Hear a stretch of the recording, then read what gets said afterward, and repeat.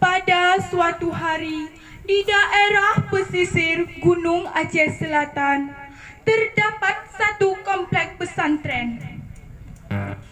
Di sana dikenal ada sebuah perguruan seni silat Aceh, di mana pada saat itu sangat disegani oleh para pendatang dari luar Aceh.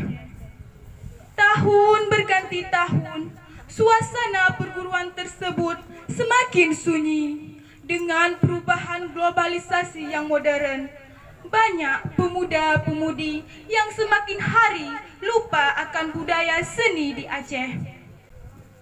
Pada suatu pagi, pimpinan guru silat itu merindukan suasana perguruannya beberapa tahun yang lalu.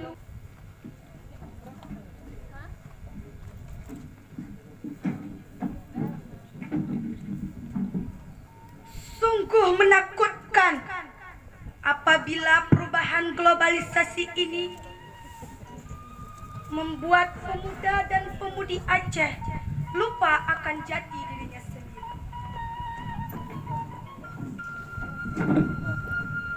Biarkan ku kembali mengulang latihan-latihanku yang dulu.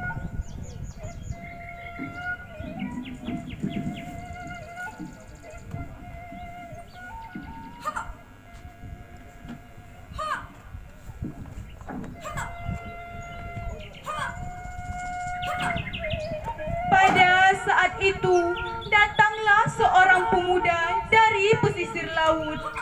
Pemuda tersebut berniat untuk mencari jati diri seni budaya Aceh.